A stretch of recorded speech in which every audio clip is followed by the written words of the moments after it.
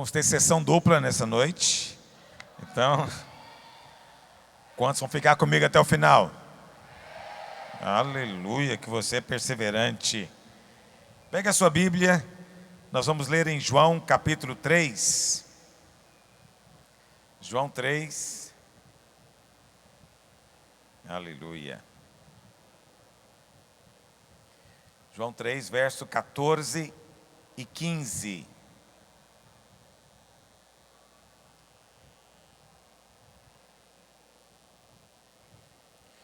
Bem, irmãos, deixa eu te contar o contexto antes de nós lermos o texto.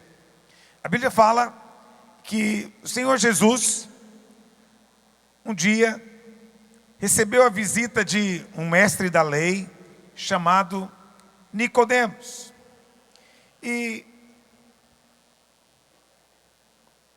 Nicodemos chegou para o Senhor e falou: mestre, sabemos que você vem de Deus, porque ninguém pode fazer os sinais que o Senhor faz. O Senhor Jesus, que não se deixa impressionar por aparências de homens, respondeu logo de cara para ele: olha, Nicodemos, se não nascer de novo, não tem como entrar no reino dos céus. Nicodemos então perguntou para o Senhor: mas como que é possível? Eu vou ter que voltar para a barriga da mãe e nascer de novo? E aí o Senhor pergunta para ele: como é que você, sendo mestre em Israel, não sabe isso? O que é nascido do Espírito é Espírito, o que é nascido da carne é carne. Eu estou falando para você de algo do Espírito. E aí Jesus começa a dizer para ele o que são as coisas do Espírito e o que são coisas da carne. Mas Nicodemos não era capaz de entender. E o Senhor então, na sua graça, resolve falar a mesma coisa, usando aquilo que era familiar para Nicodemos, algo que ele estava habituado a estudar. Nicodemos era um mestre da lei. Então o Senhor diz para ele, no verso 14, João 3, verso 14 e 15, diz assim: e do modo por que Moisés levantou a serpente no deserto, assim importa que o Filho do Homem seja levantado, para que todo o que nele crê tenha a vida eterna. Então o Senhor disse que ele seria levantado na cruz, do mesmo jeito que... Vou ter que tirar esse ventilador aqui. Aleluia. Então o Senhor diz que ele seria levantado na cruz, do mesmo jeito que Moisés levantou a serpente lá no deserto. Então Nicodemos estava familiarizado. Quando Jesus falou isso, Nicodemos então entendeu. Que evento era esse? O que tinha acontecido? Então, nós muitas vezes não estamos familiarizados. Talvez você está aqui hoje, não está familiarizado. Vamos ler o que a palavra do Senhor diz, lá em Números capítulo 21. Olha o que a Bíblia diz, a partir do verso 4. Isso aconteceu no final, Números capítulo 21, a partir do verso 4. Isso aconteceu no final dos 40 anos de peregrinação no deserto. Diz assim: então partiram do monte Or, pelo caminho do Mar Vermelho, a rodear a terra de Edom. Porém o povo se tornou impaciente no caminho. E o povo falou contra Deus e contra Moisés: por que nos fizeste subir do Egito, para que morramos neste deserto, onde não há pão nem água, e a nossa alma tem fastio deste pão vil? Presta atenção, isso aqui não aconteceu no começo dos 40 anos não. Isso aqui aconteceu no final dos 40 anos. Depois de 40 anos, vendo todos os dias o pão cair do céu. Na verdade não era todo dia, no sábado não caía, mas na sexta caía dobrado, para eles comerem 2 dias.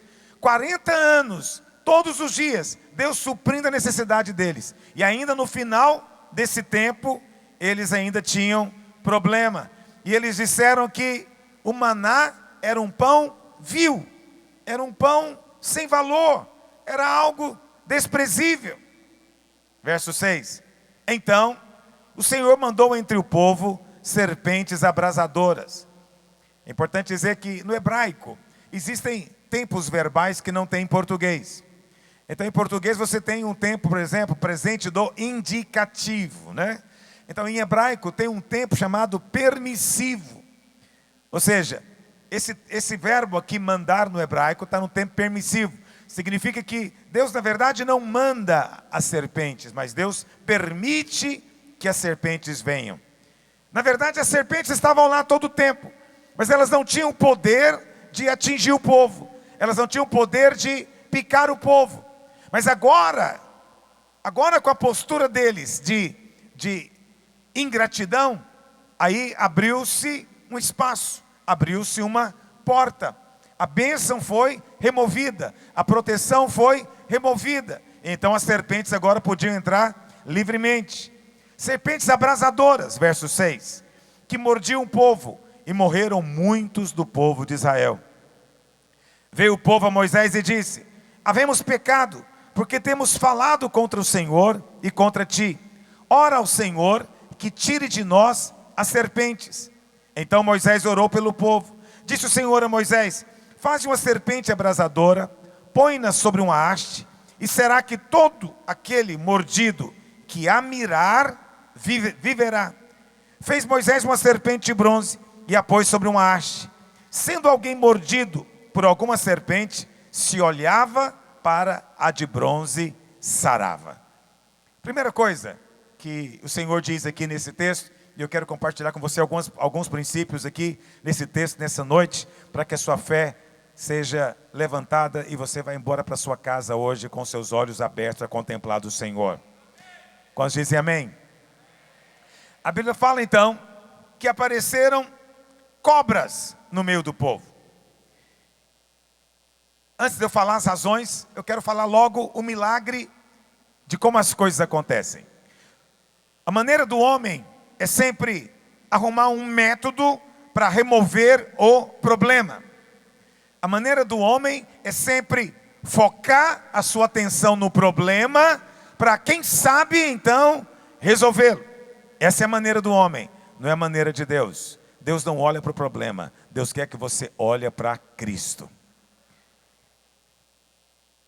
Se fôssemos nós, talvez eu, né? Se fosse eu lá, líder do povo, no meio do deserto, agora tem um problema, apareceram cobras. Então, nós temos os nossos métodos, estratégias, nós gostamos de administração, gerenciamento de crises. E então imediatamente o que eu faria? Eu convocaria a liderança, vamos dividir em grupos, vamos criar grupos para matar cobra, vamos criar um grupo para fabricar porretes, e vamos distribuir pedaços de porrete para o povo, e cada um vai ter uma meta de matar cobra por dia, e cada grupo pequeno, cada célula vai matar 20 cobras por dia, e dentro de um período de 6 meses eliminamos as cobras de Israel. Talvez seja isso que eu fizesse, porque é isso que a estratégia humana faz, é isso que o homem consegue fazer. Mas não é a maneira de Deus resolver o problema. O que Deus faz? Deus chama Moisés. Primeiro, o povo ora. Qual que é a oração que o povo faz? Deus, quando as cobras vêm, o povo chega para Moisés e fala: ora para Deus. Ora para que tire as cobras. Essa é a oração que eles fazem. Ora para o Senhor remover as cobras. A nossa oração é sempre essa: Deus, remove o problema. Remove o meu chefe. Remove aquele sujeito que está me incomodando, remove essa doença, remove aquele problema, não é? Nossa oração é sempre: remove a cobra. Mas é interessante que Deus não ouviu a oração deles. Ao contrário do que muitos imaginam, Deus não removeu as cobras. Até porque essa é uma oração que não é uma oração correta, não é uma oração, vamos dizer, sábia, porque muitas pessoas já haviam sido picadas pelas cobras. Milhares estavam morrendo. Mas a oração deles não foi para Deus curar quem estava picado. A oração foi: remove as cobras. Então esses que já estão picados, podemos fazer mais nada, vai morrer mesmo, deixa para lá. esse é o pensamento deles. Não é o pensamento de Deus. Quando Deus vai fazer a sua obra, Ele faz completamente. Quando Deus age no meio da sua igreja, quando Deus age na sua vida, Deus faz a obra completamente. Diga amém. O que o Senhor então disse a Moisés? Faz uma cobra de bronze. Então, coloca na ponta de uma haste. E qualquer que olhar para essa serpente, se olhar, vai viver. Nós queremos fazer algo, mas Deus quer que nós apenas olhemos. Nós queremos que Deus remova a cobra, mas Deus quer que nós apenas olhemos. E a promessa do Senhor era: qualquer que apenas olhar para ela, vai ter o veneno removido da sua perna. Parece que não há uma ligação entre olhar e remover. Mas o Senhor falou para Nicodemos: do mesmo jeito que essa serpente foi levantada lá no deserto, eu vou ser levantado na cruz também. E todo aquele que apenas olhar para a cruz, vai ter o veneno da serpente removido da sua vida. A maneira de Deus não é remover a cobra. As cobras continuaram lá. As cobras, elas já estavam antes e continuaram depois. Deus não fez nada nas cobras. Deus fez no povo de Israel. Um milagre aconteceu com eles. De uma maneira sobrenatural, eles se tornaram imunes àquelas cobras. Preste atenção. Eu sei que nossa oração é: Deus, remove o problema do meu casamento. Deus, remove o problema do meu trabalho. Deus, remove o problema da minha vida financeira. Deus, remove o problema. Mas o Senhor não está preocupado com o seu problema. Deus quer que você apenas olhe para o Calvário. Quando você olhar para o Senhor, o problema pode continuar, mas você vai ganhar imunidade contra o ataque do diabo na sua vida. Essa é a promessa da graça de Deus para você hoje. É o que Deus quer operar na sua vida hoje. Isso não vai acontecer, o Senhor falou para Nicodemos, pelo braço do homem. O método do homem é: não toque isso, não olhe aquilo, não beba aquilo, não encoste naquilo outro. O método do homem é sempre lidar com o problema. O método de Deus é: olha para Cristo. Olha para Cristo. Seu casamento está ruim? Olha para Cristo. Há enfermidade na sua vida? Olha para Cristo. Há um problema lá no seu trabalho? Olha para Cristo. Não importa o seu problema, a resposta do Senhor é sempre a mesma: apenas olha para Cristo. Os problemas talvez continuem lá do jeito que eles estão, mas você vai ser transformado. Você não vai ser como você era antes. Bom, como Deus faz isso?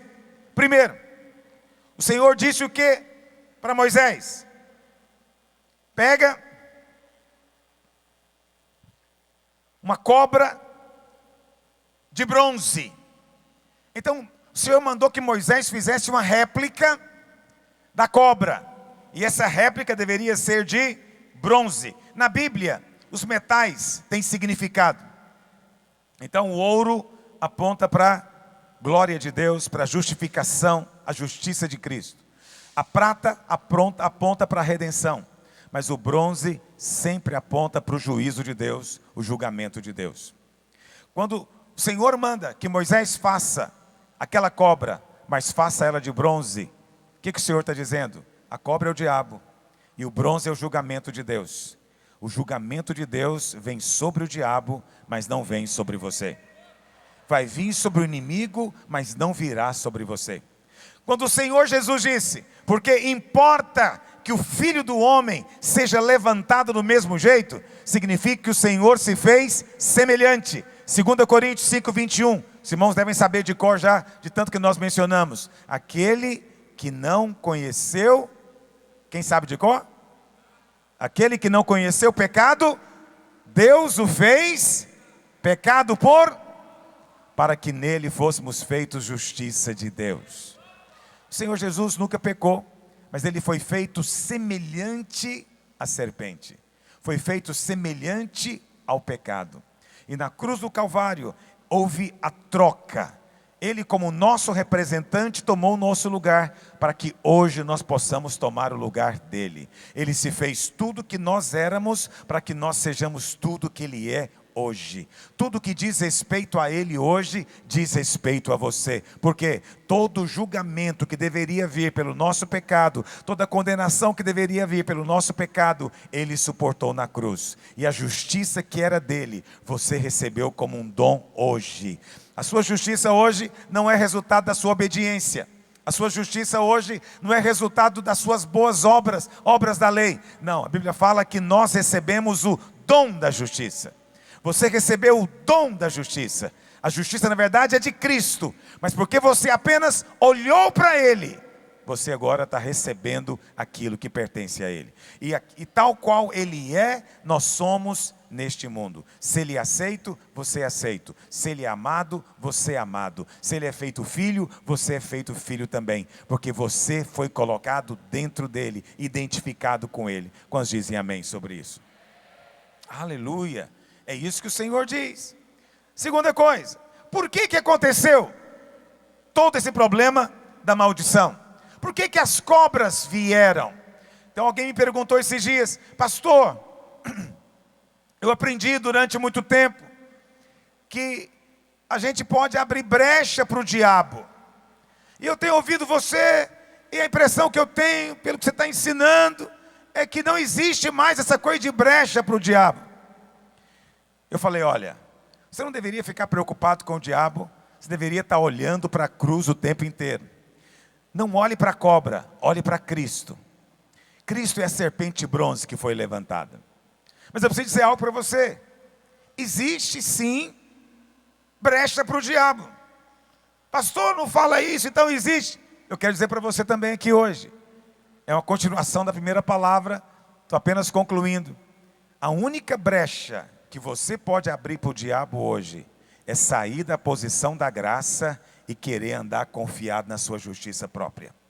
Essa é a única brecha que você pode abrir. Ah, pastor, eu sei que quando a gente fala de brecha para o diabo, a primeira coisa que a pessoa pensa na mente dele é pecado. Ah, mas e se eu cometer pecado? O pecado não cancela a promessa de Deus. O pecado não anula a graça de Deus. Todas as pessoas que vieram receber do Senhor, elas receberam pela fé. Quando o Senhor andou aqui na terra, todos os doentes que vieram a Ele foram curados. Quantos dizem amém? Todos foram curados. Eu pergunto para você, eles eram perfeitos? Eles tinham pecado? Mas para nenhum deles o Senhor perguntou: o que você anda fazendo? Quando Ele foi orar com o cego, Ele não perguntou para o cego: o que você anda olhando? O que você anda assistindo? Entendeu? Quando Ele foi orar com o paralítico, Ele não perguntou: onde é que você tem andado? Que caminho você tem ido? Não, todos que vieram foram curados. E todos eles tinham pecado. Mas pastor, era uma multidão. Presta atenção, multidões vinham ter com Jesus. E pergunto para você, no meio da multidão, aquelas pessoas tinham um problema de comportamento e pecado? Sim ou não? Será que no meio da multidão tinha alguém que tinha brigado com a mulher ou com o marido? No meio da multidão tinha alguém que tinha discutido com o vizinho? No meio da multidão tinha alguém que tinha cometido algum pecado ali de cobiça? No meio da multidão existe tudo, irmãos. E no entanto, todos que vieram ao Senhor foram curados. Por quê? Porque o pecado não é mais problema. O sangue de Jesus foi derramado. Pastor, então, se o pecado não é problema, o que é então que pode ser brecha para o inimigo? A brecha para o inimigo é única. O único tipo de pessoa que não recebeu nada do Senhor foram os fariseus. Tinha fariseu doente, mas não foi curado. Tinha parente fariseu enfermo, mas não recebeu nada do Senhor. Por quê? Porque os fariseus acreditavam que mereciam. Os fariseus acreditavam que tinham obedecido à lei o suficiente.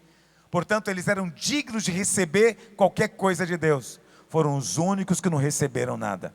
A tática do diabo é tirar você da posição do favor imerecido. E é interessante que quando você peca, o pecado não tira você do favor imerecido. Na verdade, o pecado até aumenta a sua falta de merecimento. Torna você menos merecido ainda. E quanto menos merecido você é, mais favor e graça você desfruta de Deus. Porque onde abundou o pecado, superabundou a graça de Deus. Mas o diabo tem colocado na mente de muitos que o problema é o comportamento, né? O problema é o pecado, mas não é. O problema é o desejo de merecer, é a tentação da justiça própria. E eu falei para você na última reunião, vários sinais de alguém que está andando pela lei, que está andando pelo merecimento. E aqui, nesse texto, nós vemos que eles fizeram algo interessante. Eles disseram que nada vemos senão esse pão vil. Eles desprezaram o pão do céu. Que coisa impressionante. Pastor, o que, se a serpente de bronze aponta para Cristo, o que esse maná aqui representa? É Cristo também. Cristo é tudo em todos. Cristo é o pão que desceu do céu. Lá em João capítulo 6, verso 49, não sei se está projetando, diz assim: vossos pais comeram maná no deserto e morreram. Este é o pão que desce do céu, para que todo o que dele comer não pereça. Eu sou o pão vivo que desceu do céu. Se alguém dele comer, viverá eternamente. E o pão que eu darei pela vida do mundo é a minha carne. Então, o maná representa Cristo. Mas o maná também representa palavra de Deus. Palavra de Deus. Mas pastor, palavra de Deus é muito genérico. Palavra de Deus pode ser a lei de Moisés e pode ser Apocalipse. Tudo pode ser palavra de Deus. Eu vou te dizer, o maná é a palavra que aponta para Cristo. O maná é a revelação de Cristo. O maná é a compreensão da obra consumada. É a revelação da graça, do favor imerecido sobre nós. O que aconteceu com aquele povo no deserto? Eles começaram a desprezar a palavra da graça. Eu louvo a Deus, porque estamos tendo conferências como essa, onde nós estamos reafirmando a palavra do Evangelho para você. Hoje, a minha oração, e tem sido a oração também de todos os supervisores, nós queremos que a nossa identidade seja a palavra do Evangelho. Nós queremos que as pessoas nos conheçam por causa da mensagem que nós sustentamos. Até agora, muitas pessoas nos conhecem por ser uma igreja em célula, e até temos esse nome, né? Videira, igreja em célula. Mas a célula não é a nossa visão. A célula é apenas a nossa estratégia. É a maneira como nós nos organizamos como igreja. É apenas a maneira mais eficiente, a maneira mais sábia, onde cada um pode de fato ser ministro, sacerdote. Mas a visão realmente não é célula. A visão realmente é a mensagem. Até agora, você tem me ouvido, tem ouvido os pastores pregando, mas eu penso que tem chegado um novo tempo para nós como igreja. É necessário agora que você comece a pregar essa mensagem. Nós precisamos de ter um exército sustentando esse testemunho por onde quer que estejam. É importante que você aprenda a defender a mensagem, é importante que você aprenda a mostrar para as pessoas a mensagem em qualquer lugar do Novo Testamento. É importante que o seu coração seja incendiado com ela.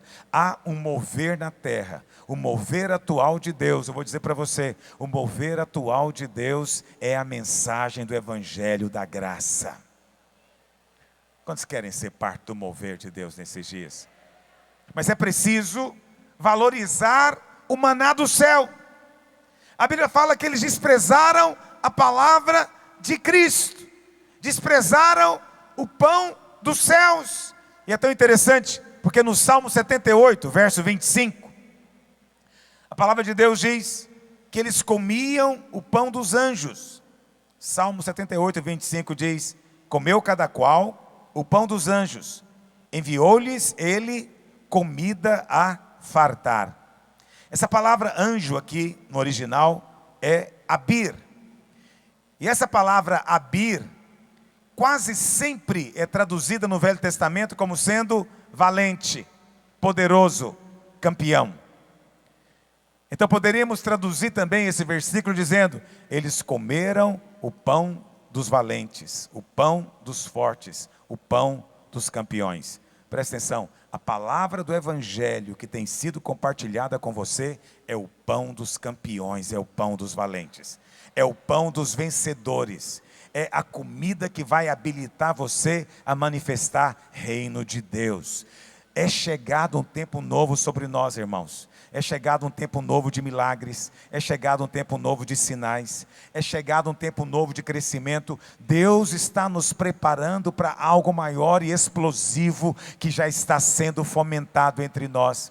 Se você às vezes for olhar para você, ou olhar para a sua circunstância, ou olhar ao derredor, você vai dizer: não consigo ver, mas essa não é a maneira de Deus. Pare de olhar para você, pare de olhar para o problema, pare de olhar para o impedimento. A maneira de Deus é: olha para o Calvário, olha para a cruz, olha para Cristo. Independente do que seja o problema, olha para Cristo. Por isso que essa mensagem é a resposta para qualquer tipo de problema. Quando um pastor sobe em cima do púlpito para pregar, são inúmeras necessidades no meio do povo. Tem um que precisa de cura porque está doente, o outro está desempregado, o outro está deprimido, precisa de uma palavra de consolo, o outro está com crise no casamento, o outro com crise financeira. Há inúmeros problemas e crises distintas. Mas não importa qual é o problema, porque Deus não está preocupado com o problema. Deus está preocupado com a cobra. A questão não é a serpente. A palavra do Senhor é a mesa para todos. Olha para a cruz, olha para Cristo. Quando você olhar, o veneno vai ser tirado de você. Você vai se tornar imune aos ataques do diabo. Você vai ter a glória de Deus. Qual foi o remédio de Deus para eles? A palavra olhar. O Senhor diz: qualquer que mirar, é a tradução que está em português. Qualquer que mirar na cobra de bronze vai ser curado. Essa palavra no original é nabat. E não significa um olhar qualquer. Não significa um olhar como quem vê algo. Você pode estar passando e você olha algo. De repente alguém te chama atenção para alguma coisa e você vê algo. Mas existe um olhar que te prende a atenção. Existe um olhar ávido de receber. Existe um olhar cujo coração está conquistado para ver. Conquistado para ver. Preste atenção. Não existe... Deus é tão gracioso, porque não existe nada mais simples do que lançar um olhar. Existem pessoas que ficam doentes com aquela doença degenerativa. Você já deve ter visto aquele cientista famoso que fica numa cadeira de roda, todo atrofiado. Ele não consegue mexer músculo nenhum, mas tem um que não é alterado: o olhar.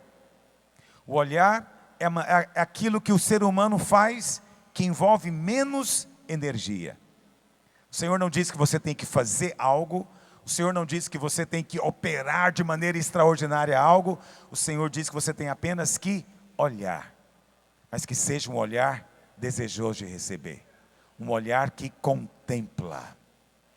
Por isso que lá em 2 Coríntios, capítulo 3, verso 18. Se você puder abrir a sua Bíblia. 2 Coríntios 3, verso 18 diz: e todos nós, com o rosto desvendado, contemplando como por espelho a glória do Senhor, somos transformados de glória em glória na sua própria imagem, como pelo Senhor o Espírito.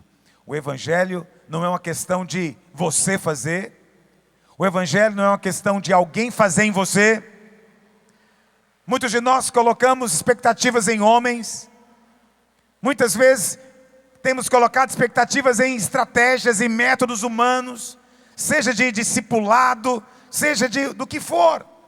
Ficamos na expectativa de que alguém vai fazer algo e mudar a minha vida. Você não vai mudar porque homem vai fazer na sua vida. Você não vai mudar porque você próprio vai aplicar alguma técnica na sua vida, você vai mudar simplesmente porque você vai erguer os seus olhos e vai contemplar o Senhor.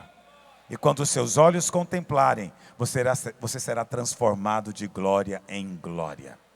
Mas a ordem bíblica tem alguma coisa que impede você de olhar. Você próprio só tem que abrir os seus olhos e olhar.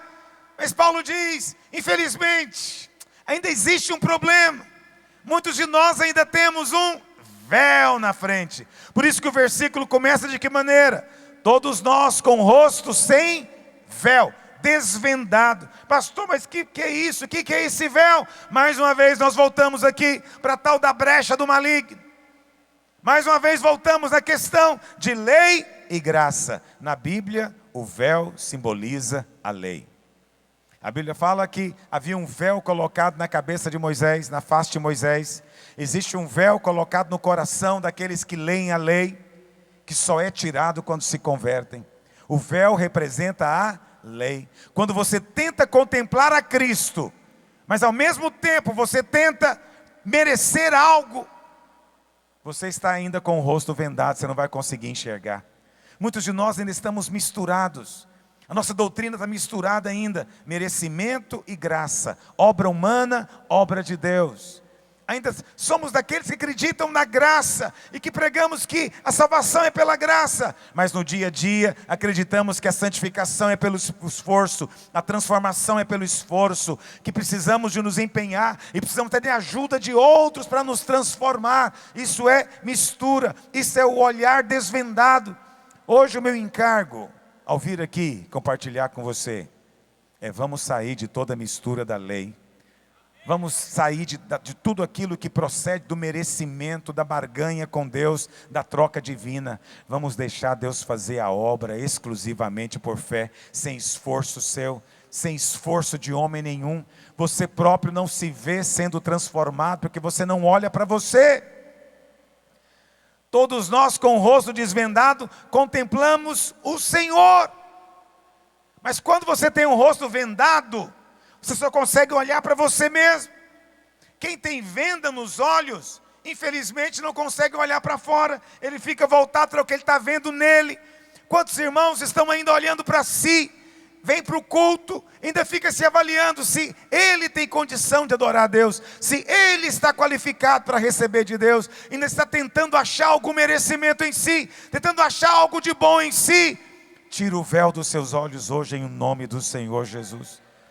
Que a graça do Senhor possa explodir no seu coração. Que o favor imerecido de Deus seja como esse amor derramado que transborda da sua alma. E a palavra do Senhor para você hoje é essa. Olha para Ele. Se você for seguir o ensino do mundo é olha para você. Se você for seguir o ensino do mundo dentro da igreja conhece a você mesmo.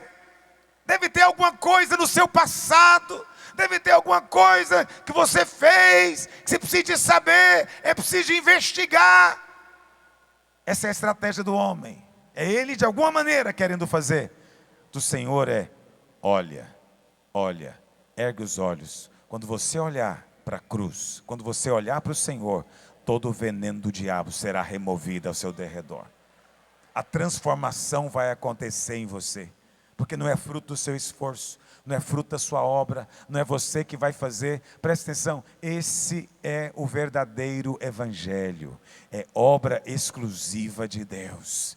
Se em algum momento ensinamos outra coisa, nós repudiamos. Se em algum momento do passado nós misturamos alguma coisa, nós queremos agora ser puros na presença de Deus. Nós queremos ser encontrados fiéis, pregando exclusivamente o evangelho da graça de Deus. Esse tempo é necessário que nós como igreja nos posicionemos. É tempo de nos posicionarmos, é tempo de olharmos para o Senhor, é tempo de abrirmos a nossa boca e proclamarmos exclusivamente esse evangelho. Quantos querem fazer isso nessa noite? Eu queria convidar você para ficar de pé. Eu queria convidar você, filho, para ser parte de uma revolução que está começando a acontecer. Algo já está abalando os fundamentos religiosos desse país. Acredite em mim, algo já está acontecendo no meio evangélico. mas você vai ser canal para potencializar isso. Deus quer usar você para ser parte dessa revolução. Quantos têm compreendido essa mensagem do Evangelho? Quantos têm sido conquistados por essa mensagem? Seu coração tem sido conquistado. Quantos querem assumir um compromisso hoje de olhar para o Senhor, de começar a convidar pessoas perto de você, onde você está, para olhar para o Senhor, para ser transformado, para receber glória, para receber vida, para receber transformação? Quantos querem assumir hoje um compromisso diante de Deus para isso? Ergue a sua mão onde você está, feche os seus olhos, por fé, contemple o Senhor. Eu quero orar por você agora. A unção do Senhor vai te capacitar. A unção do Senhor virá sobre você. Coisas novas vão acontecer na sua vida. O poder de Deus será liberado sobre a sua vida. Você vai ver transformação acontecendo ao seu derredor. Mas você não vai saber como aconteceu. Porque você vai dormir e acordar. Mas um belo dia você vai acordar e você vai ver que você é diferente, você mudou. Você não vai ter mudado porque você se esforçou. Não terá sido o resultado de alguma coisa que você fez. Perguntarão para você como foi que você mudou. Você não vai saber dizer, porque você apenas contemplou. Sua vida tem sido contemplar, ficar embevecido, deslumbrado, encantado com a face do Senhor. E enquanto você o contempla, toda obra do diabo é removida, todo veneno da serpente é cancelado, e você próprio é mudado, e glória, mais glória acrescentada. Hoje mesmo você não vai embora como você chegou, porque glória de Deus está sendo acrescentada na sua vida. Ergue a sua mão para o Pai. Pai, eu oro ao Senhor nessa hora. Espírito Santo de Deus, essa palavra procede do Senhor. Isso não é palavra de homem, isso não procede de mim, não vem de mim, mas vem do Senhor. Pai, a minha oração hoje, que os teus filhos tenham um coração conquistado, ó Deus, e que eles sejam de uma maneira poderosa, firmados hoje, para que tenham ousadia para compartilhar. Tira toda a timidez, tira todo o constrangimento, tira todo o medo, que eles possam ver o que não viam hoje, e em vendo, sejam eles, ó Deus, transformados pelo teu poder, de glória em glória, na tua própria imagem. Pai, nós oramos hoje, ó Deus, por aqueles que têm sido atacados por obras do inferno, veneno da serpente. Ó Deus, nós resolvemos no coração hoje ignorar o inimigo. Nós não olhamos para o inimigo, nós não olhamos para nós mesmos, mas, ó Senhor, olhamos para Ti agora. E Espírito Santo, nós clamamos, remove agora toda obra do diabo. Renova agora, ó Deus, o ânimo dos teus filhos, que o teu poder, que excede a compreensão e entendimento, possa transbordar no coração, no espírito, em fé, nessa noite, em nome do Senhor Jesus. Ainda de mãos erguidas, com seus olhos fechados em fé, eu quero desafiar você, contempla o Senhor, olha para o Senhor em fé, e abra a sua boca, libera uma palavra de louvor a Ele, de exaltação a Ele, e enquanto faz isso, experimente transformação pelo poder de Deus, em o nome de Jesus.